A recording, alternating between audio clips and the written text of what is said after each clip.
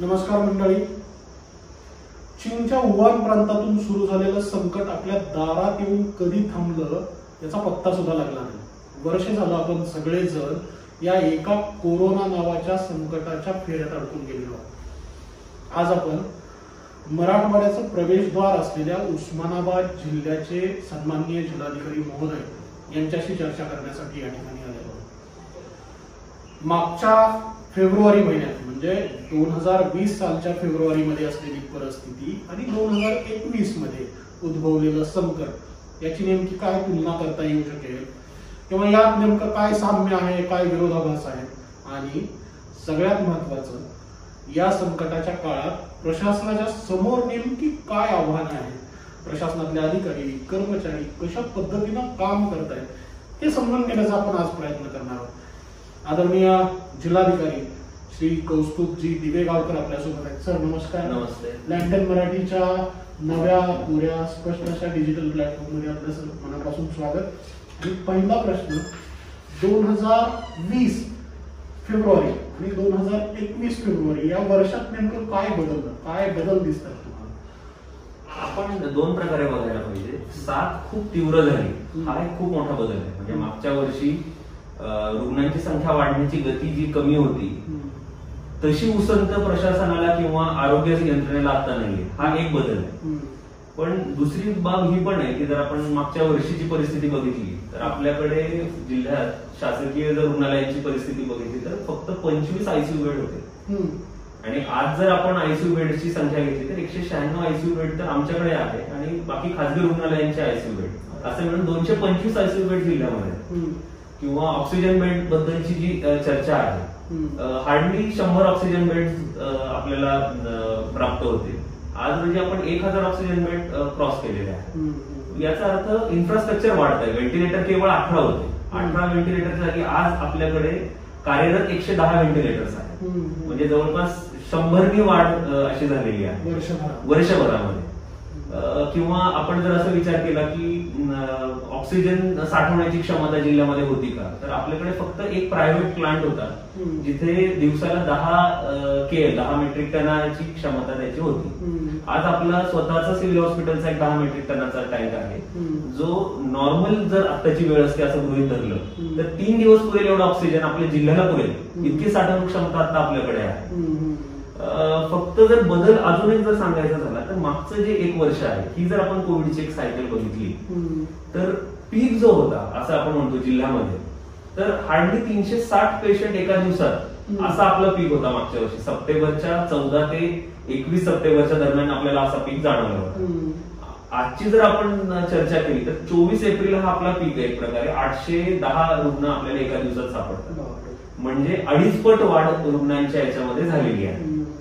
प्रशासनाने जी तयारी आपल्या समोर केलेली होती की पहिल्या लाटेनंतर दुसऱ्या लाटेत काय तयारी करायची, तर पीक मध्ये जितकी आपल्याला ऑक्सिजन बेड लागले, व्हेंटिलेटर्स लागले किंवा इतर साधन सामुग्री लागली त्याच्यात दुप्पट तयारी ठेवावी इतपत आम्ही क्षमता केलेली होती. त्याच्या आधारे आता आपण ही साथ परतवून लावायचा प्रयत्न करतो. पण मग पहिली लाट परतवून लावताना जेवढं मनुष्यबळ आपल्याकडे होतं तितकंच मनुष्यबळ आज आहे. कारण डॉक्टर काही एका वर्षामध्ये वाढू शकत नाही. मग तेवढ्याच यंत्रणेला घेऊन तिप्पट मोठं संकट आपल्या समोर आहे. त्यामुळे आता हे पॉझिटिव्हली घ्यायचं का निगेटिव्हली घ्यायचं, तर रिसोर्सेस वाढलेत, माणसं तीच आहेत पण माणसं आपली आहेत, त्यामुळे ते आपल्यासाठी लढते एवढं आहे. तर मागच्या वर्षी ऑक्सिजनचा असलेला साठा किंवा मागच्या वर्षी ऑक्सिजनचा तुलनेनं तुटवडा कमी होता. या वर्षी ऑक्सिजन मध्ये प्रचंड तुटवडा आहे अशी चर्चा सगळीकडे राज्यभरातच आहे.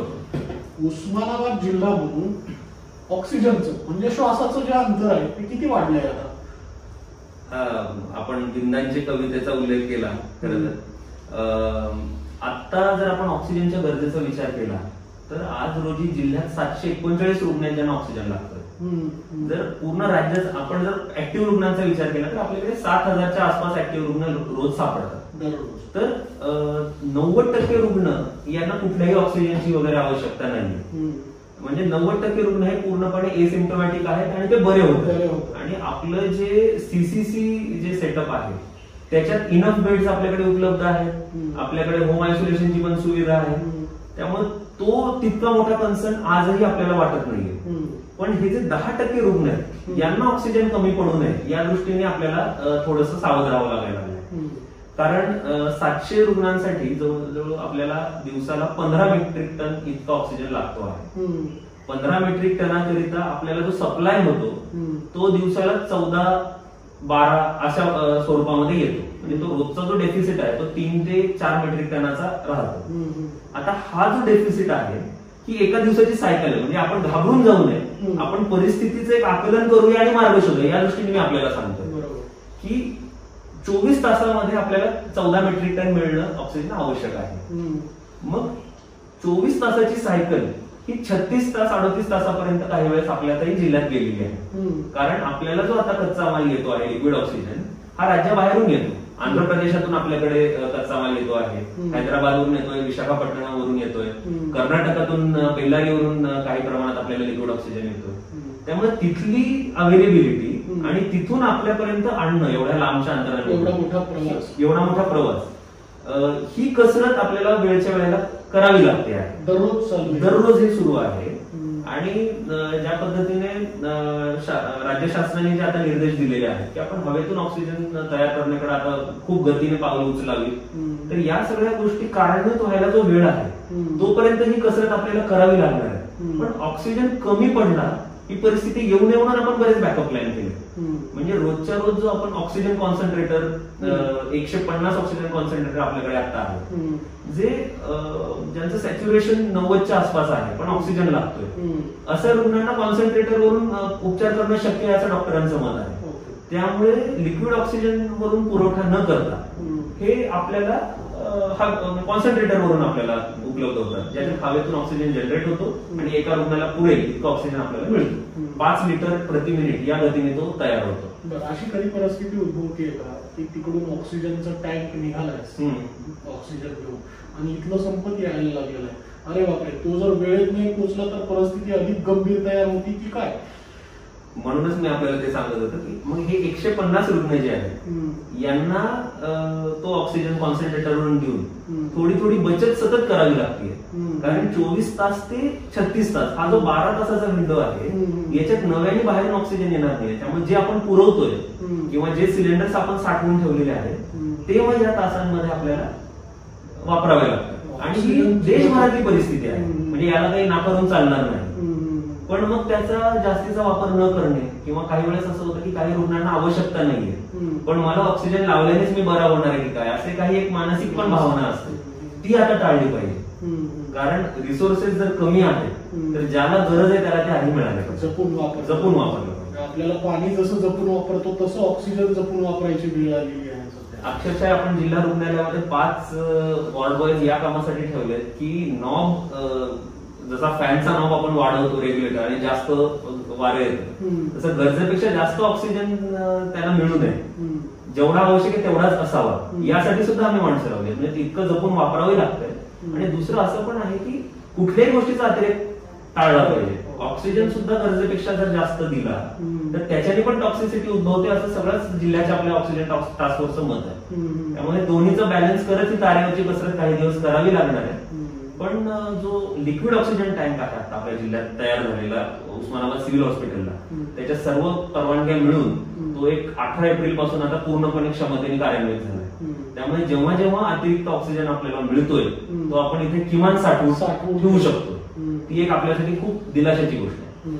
आणि एक शेवटचा मुद्दा याच्यात असा आहे की हवेतून ऑक्सिजनचा जो टँक आहे त्याची आता सिव्हिलमध्ये जो आपला बसून झालाय तो उद्या संध्याकाळपर्यंत कार्यान्वित होईल. आणि त्याचे 64 जम्बो सिलेंडर म्हणजे आयसीयू मधल्या जवळपास 30-32 रुग्णांसाठी पुरेसा इतका ऑक्सिजन आपल्याला हवेतून तयार होईल. तर हे अडीअडचणीच्या वेळेस किमान ऑक्सिजन पुरावा या दृष्टीने मदत करणार आहे.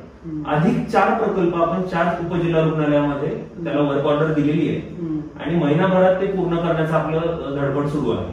तर त्याच्याने 500 सिलेंडर म्हणजे 500 रुग्णांना पुरेल इतका ऑक्सिजन आपल्याला जिल्ह्यातच तयार करते. म्हणजे आता तुलनात्मक विचार करायचा झाला तर मागच्या वर्षी आणि आता जर पाहिलं तर साधन सुविधांमध्ये बऱ्यापैकी आपण पुढे गेलेलो आहोत. म्हणजे दुपटीपेक्षा जास्तीच्या व्यवस्था निर्माण केलेल्या आहेत. असं असतानाही फर्स्ट फेज मध्ये झालेले मृत्यू आणि आता होत असलेल्या मृत्यूची संख्या याच्याकडे जर पाहिलं तर मग हे जे मृत्यू होत आहेत हे कोरोनामुळे होत आहेत की अव्यवस्थेमुळे होत आहेत?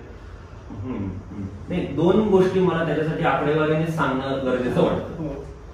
1 फेब्रुवारी जरी आपण म्हटलं तरी एप्रिल महिन्यामध्ये बहुतेक माझ्या माहितीप्रमाणे पहिला रुग्ण आपल्याला सापडला होता आणि 31 जानेवारीला परत 10च्या आत रुग्ण आपल्याला सापडले होते जिल्ह्यात.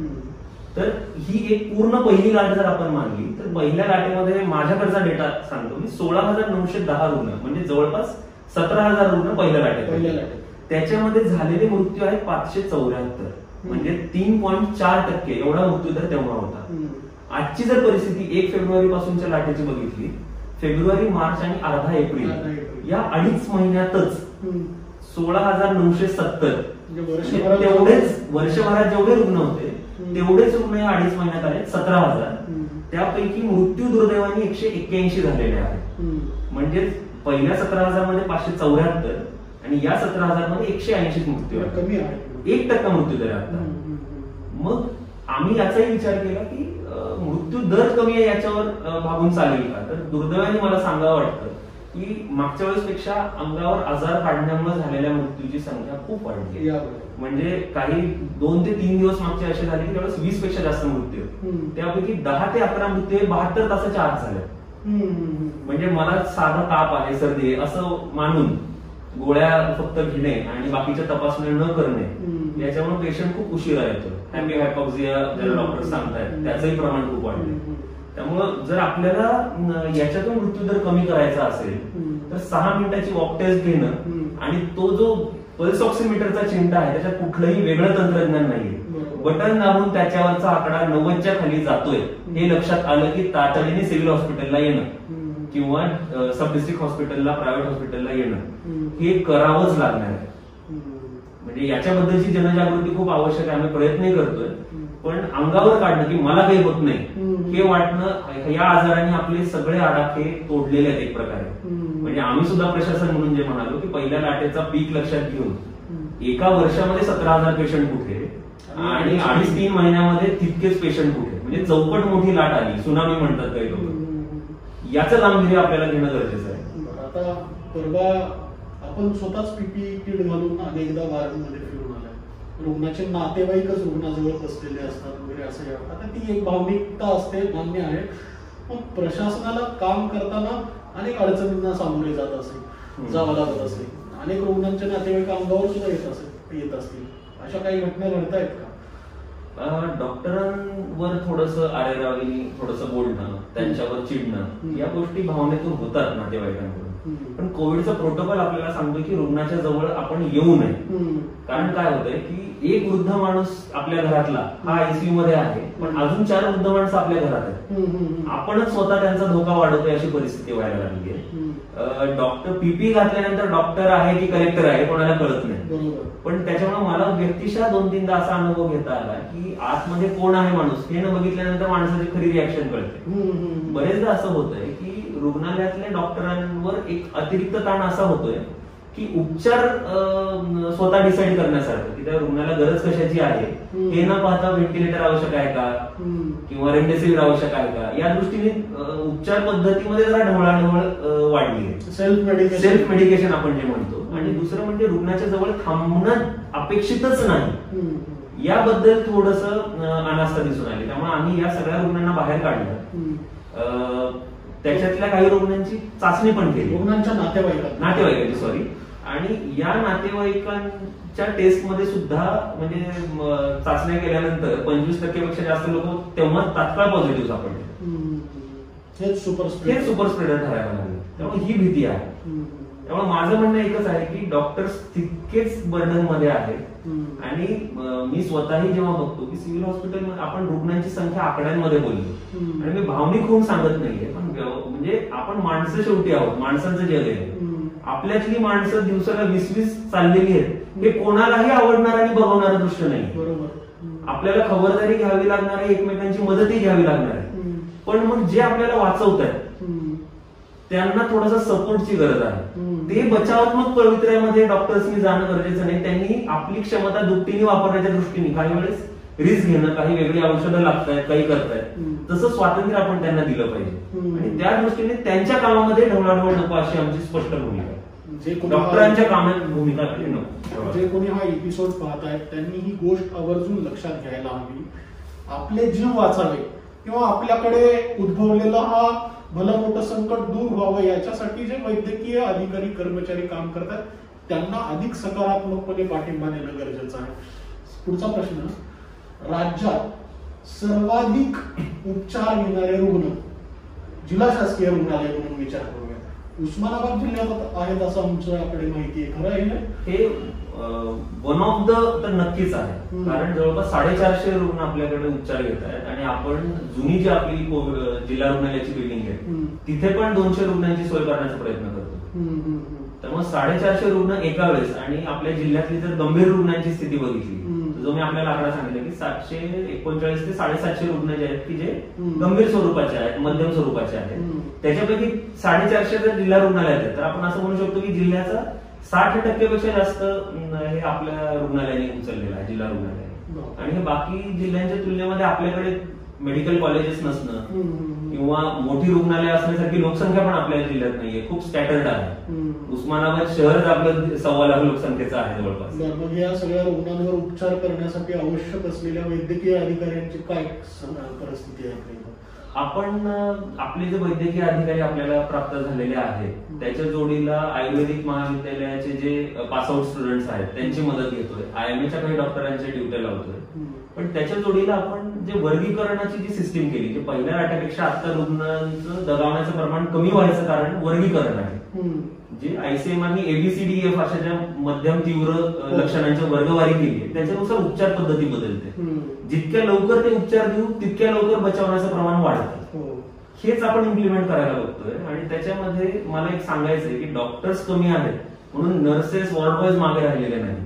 उपचाराचा प्रोटोकॉल त्यांना सुद्धा आपण सांगितलेला आहे. म्हणजे डॉक्टरनी ती औषधं द्यायला सांगितल्यानंतर वॉर्ड बॉय आणि नर्स जसाच्या तसा तो प्रोटोकॉल फॉलो करतायत. दॅट इज अ की. आणि आपल्याला आश्चर्य वाटेल की BAMS MBBS चे पासआउट नवे मुलं आहेत त्यांना आपल्याला इंटेन्सिव्ह केअरची ट्रेनिंग द्यावी लागली. कारण व्हेंटिलेटर्स 110 आहेत हे सांगून भागत नाही.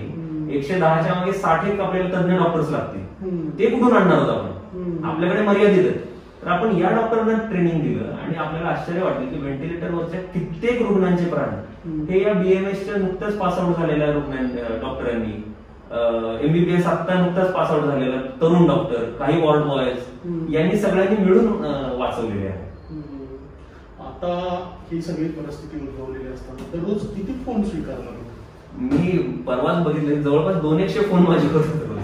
आणि माझा स्क्रीन टाइम सुद्धा मेसेजेस वर सुद्धा खूप असतात. पण आपण वॉर रूम जी सुरू केली आहे, वॉर रूम मध्ये जवळपास रोज 200 ते 250 तक्रारी येतात आपल्याकडे, आपल्या जिल्हाधिकारी कार्यालयाने केलेली.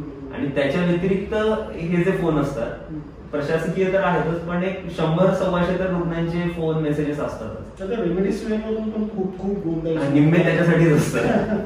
पण आता काय परिस्थिती आहे? रेमडेसिवीरचा पुरवठा थोडासा सुरळीत होतोय पूर्वीपेक्षा. जवळपास एक 200 ते 300 रेमडेसिवीर आता मिळायला सुरुवात झाली आहे दिवसाला. पण जर आपण हे बघितलं की रेमडेसिवीरची नक्की आवश्यकता आहे का, तर WHO ने आता ते औषध त्याच्या उपचार पद्धतीतून काढलंय. ICMRने सुद्धा ते आपल्या उपचार पद्धतीतून काढलंय.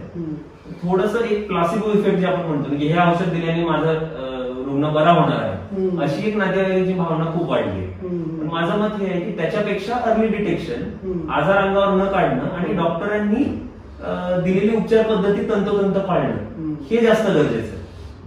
सगळ्यात महत्वाचं आणखी एक गोष्ट, आपल्या श्वासाचं अंतर वाढलं हे तर आपल्याला कळलंच.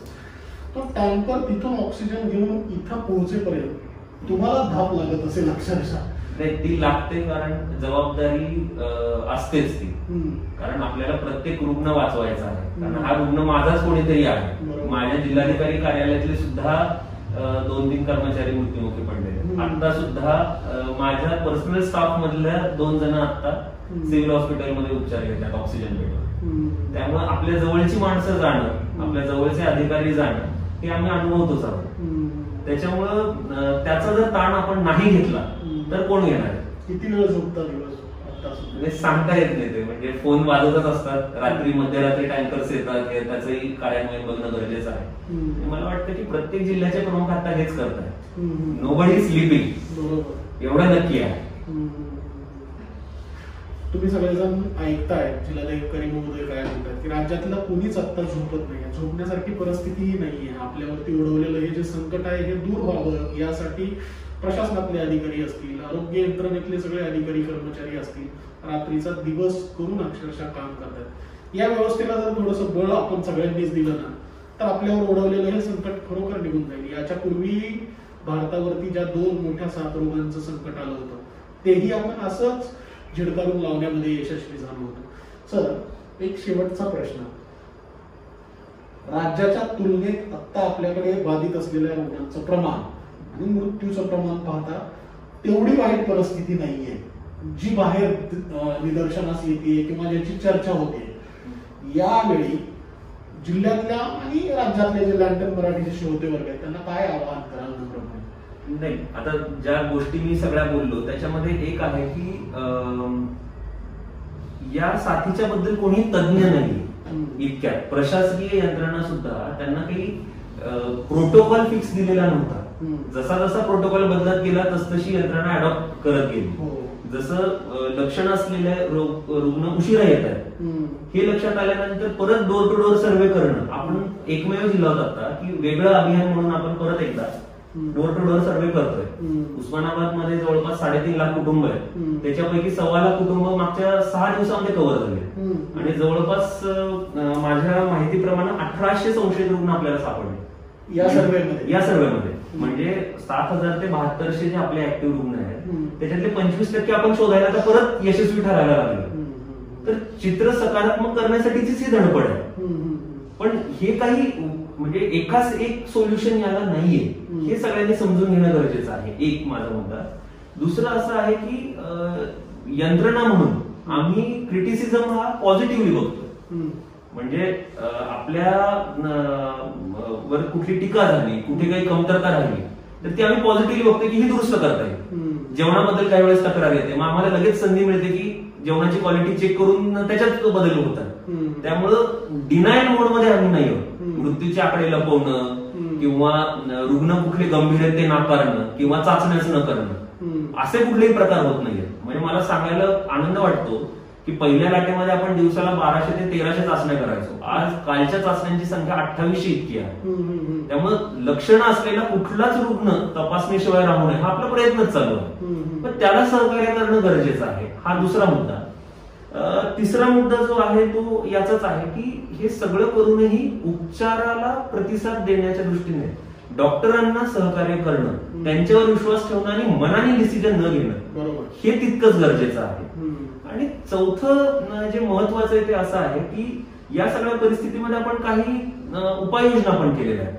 म्हणजे कोणाला शंका आली किंवा मला बरं वाटतंय नाही वाटतंय तर लगेच आपण फॅसिलिटी सेंटर्स उभारले आणि तिथं म्हणजे एक खिडकी उपाय मिळायला लागला की स्वतःची राहायची सोय असेल आणि फक्त नॉर्मल लक्षणं आहे तर होम आयसोलेशनचं किट, औषधं, तपासणी सगळं एका जागी व्हायला लागलं.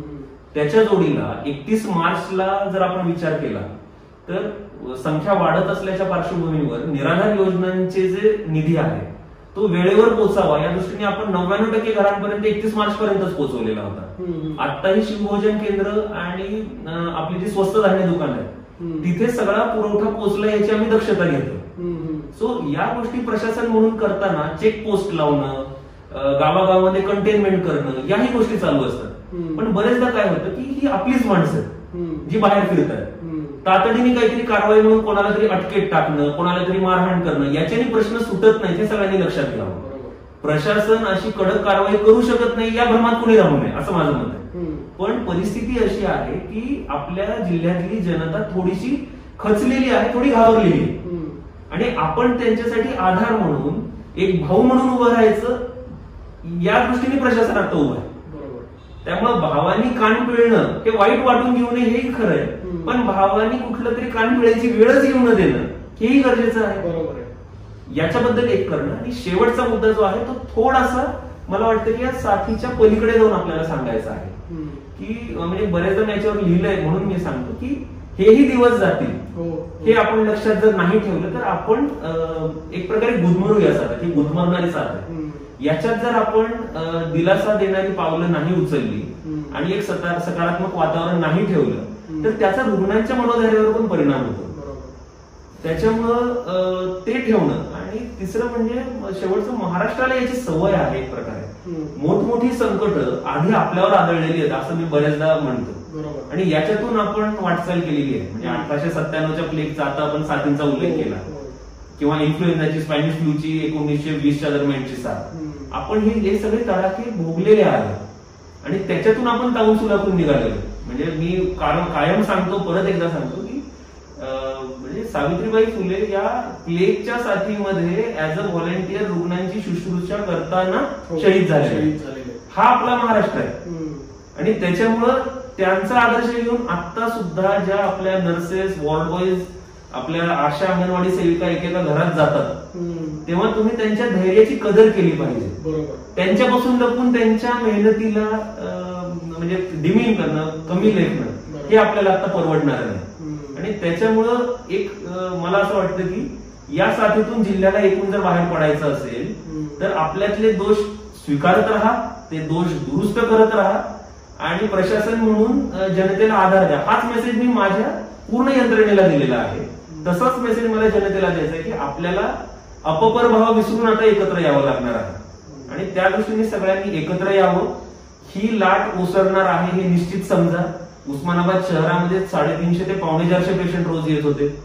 आजची परिस्थिती अशी आहे की आता ती संख्या 300च्या आत यायला लागली आहे. म्हणजे 25% रुग्ण उस्मानाबाद मधले कमी झाले. म्हणजे आता ते डिक्लाइन व्हायला लागलेलं आहे. दुसरा मुद्दा, काल 810 रुग्ण म्हणजे सर्वाधिक रुग्ण आले, याच्याबद्दल आपल्याला भीती वाटते.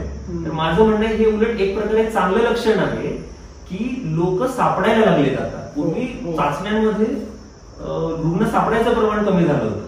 माझे कुटुंब माझी जबाबदारी टप्पा 3 जेव्हा आता आपण राबवतोय तेव्हा 1800 रुग्ण आपल्याला लक्ष नसलेली सापडली. यांचे उपचार लवकर व्हायला लागले. त्यामुळे संख्या जरी वाढली तरी सुद्धा उपचाराची गती वाढायला मदत होणार आहे. असं जर आपण पॉझिटिव्ह बघायला लागलो तर आपण या साथीवर कंट्रोल मिळवू शकतो. एवढंच मला शेवटी सांगायचंय. सगळ्यांना शुभेच्छा. आणि कंटेनमेंटचे जे मेजर्स आहेत त्याचं सगळ्यांनी प्रामाणिकपणे पालन करावं. कारण आपण मी एकट्याने गेलो तर काय होतंय असा विचार करूनच गर्दी वाढतीये. आणि संसर्गाची गती तातडीने स्टॉप जर नाही झाली तर ही जी सगळी आरोग्य यंत्रणा काम करते त्यांच्यावरचा ताण वाढतो हे सगळे बघतात. एक खुर्चीवर एक रुग्ण बसलेले होते. मी मला मुद्दामून सांगायचं फक्त शेवटी की त्यांना ऑक्सिजन दिल्याचा फोटो आपल्या म्हणजे सगळीकडे मीडियामध्ये सगळीकडे व्हायरल झालेला होता. ते आहे कोविड कॅज्युअलिटीमध्ये. म्हणजे आलेला रुग्ण बेड मिळेपर्यंत जी तपासणी चाललेली असते तिथे तो रुग्ण बसलेला होता. आणि डॉक्टरांनी निर्णय असा घेतला की वर बेड उपलब्ध होईपर्यंत थांबायचं नाही, लगेच उपचार सुरू करायचे. बरोबर. मी एक यंत्रणा म्हणून हेही मान्य करतो की अजून काही बेड असायला पाहिजे होते, अजून क्षमता वाढायला पाहिजे होती. ही आमची कमतरता मंजूर करून आम्ही मान्य करून अजून वाढवायला बघू. पण उपचार द्यायला सुरू केलेत त्या डॉक्टरचे धन्यवाद द्यायला आपण विसरू नका. इतकंच मला शेवटी सांगणार आहे. आपल्या सगळ्यांना शुभेच्छा. जिल्हाधिकारी महोदयांनी आपल्या शेवटच्या निवेदनामध्ये जे भावनिक आवाहन केलं त्याच्यात एक वाक्य त्यांनी आवर्जून त्यामध्ये एक वाक्य त्यांनी जे आपल्या सगळ्यांच्या समोर ठेवलं की हेही दिवस निघून जातील. अण्णाभाऊ साठेंच्या एका कादंबरीमध्ये एक वाक्य होतं, सर, दिवस काय झाडावर घर बांधून राहत नाही. त्यामुळे आपोआप हेही दिवस जाणार आहेत. पण या काळात आपल्या सगळ्यांवरती ओढवलेलं हे जे संकट आहे हे दूर व्हावं यासाठी प्रशासन असेल, आरोग्य यंत्रणा असेल, ज्या पद्धतीनं काम करते त्या सगळ्यांच्या पाठीशी देखील खंबीरपणे उभे राहायला हवं. प्रशासनात काम करणारे अधिकारी कर्मचारी देखील आपलेच कुणीतरी भाऊ बहीण आहेत. इतका सकारात्मक विचार ठेवला की आपोआप आपल्या सगळ्यांच्या ठाई असलेला ज्योतिराव फुले, सावित्रीबाई फुले जाग्या होतील. आणि तेव्हा प्लेगची साथ हरवून टाकण्यासाठी जे प्रयत्न आपल्या सगळ्यांकडून झाले होते समाज म्हणून तेच आत्ताही होतील. लँटन मराठीच्या वतीनं पुन्हा एकदा जिल्हाधिकारी महोदयांच्या माध्यमातून आम्ही आपल्याला हेच आवाहन करतो की साथ रोग दूर करण्यासाठी आवश्यक असलेले आत्ताचे जे मेजर्स आहेत अनावश्यक गर्दीमध्ये जाऊ नका. हात स्वच्छ धुवा, मास्कचा वापर करा आणि प्रशासनाला आणि आरोग्य यंत्रणेला शक्यतो सहकार्य करण्याची भूमिका बाळगत राहा. पाहत राहा लँटन मराठी. लँटन मराठीचं फेसबुक, ट्विटर, इंस्टाग्राम पेजला फॉलो करा आणि युट्यूब चॅनलला देखील सबस्क्राईब करायला विसरू नका. अशा पद्धतीचे जे वेगवेगळे एपिसोड आपण केलेले आहेत ते पाहण्यासाठी युट्यूब चॅनलला अवश्य भेट द्या आणि जिल्हाधिकारी महोदयांचा लँडन मराठीच्या वतीने मी मनापासून आभार मानतो. आपला खरं तर हा बेस्ट वेळ आहे. या सगळ्या धावपळीतून जेवणासाठी काढलेल्या वेळातला थोडा वेळ आपण आम्हाला दिला त्याबद्दल लँडन मराठीच्या वतीने आपले मनापासून आभार. थँक्यू. धन्यवाद.